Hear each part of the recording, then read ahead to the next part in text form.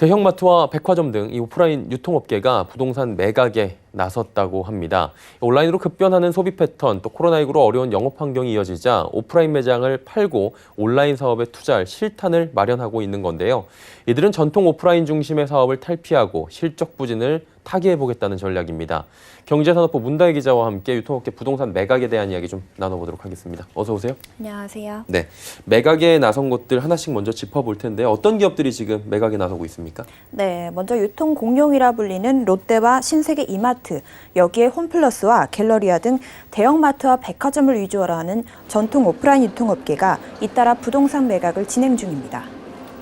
먼저 신세계 이마트는 지난해 11월 재무 건전성 확보를 위해 13개 매장을 세일젠 리스백 방식으로 매각해서 약 1조 원의 자금을 확보했습니다.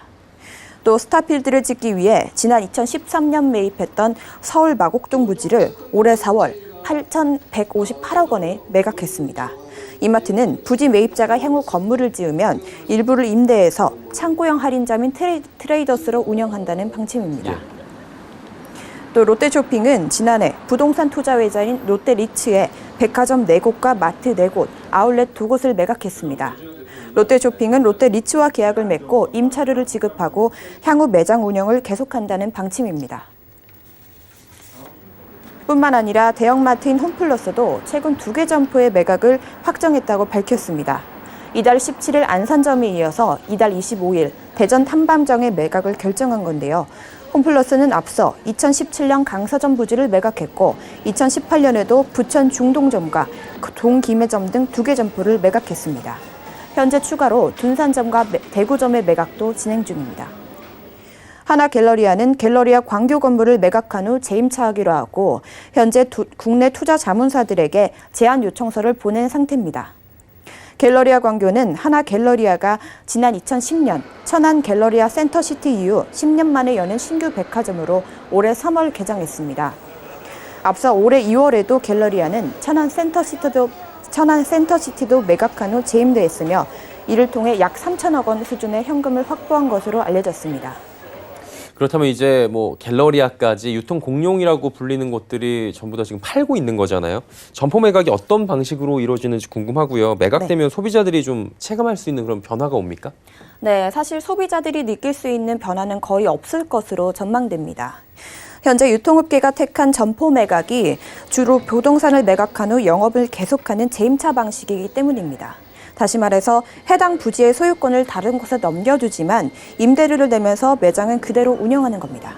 한마디로 이렇게 매각을 해도 소유권만 이전이 되고 소비자들은 똑같은 곳에 동일하게 가서 물건을 사고 뭐 할 수 있다는 거잖아요. 네, 맞습니다. 근데 이 중에서 홈플러스만 매각 방식이 좀 다르다는 얘기가 있더라고요. 네, 홈플러스의 매각 방식은 타사와는 조금 다릅니다. 바로 폐점을 전제로 한 매각이기 때문인데요.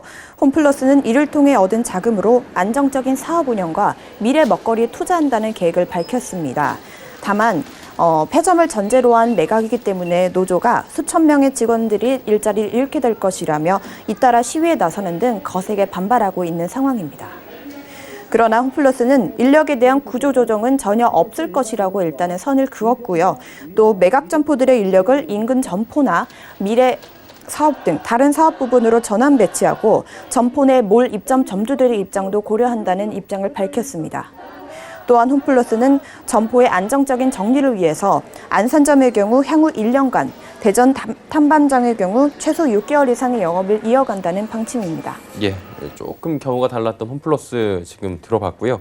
유통업계가 부동산 매각에 나서는 건 물론 돈 때문이겠지만 구체적 이유가 있을 것 같아요. 뭡니까? 네, 말씀하신 대로 사실 점포 매각에 나서는 것은 부동산 매각을 통해 현금을 마련하기 위한 것이 가장 큽니다.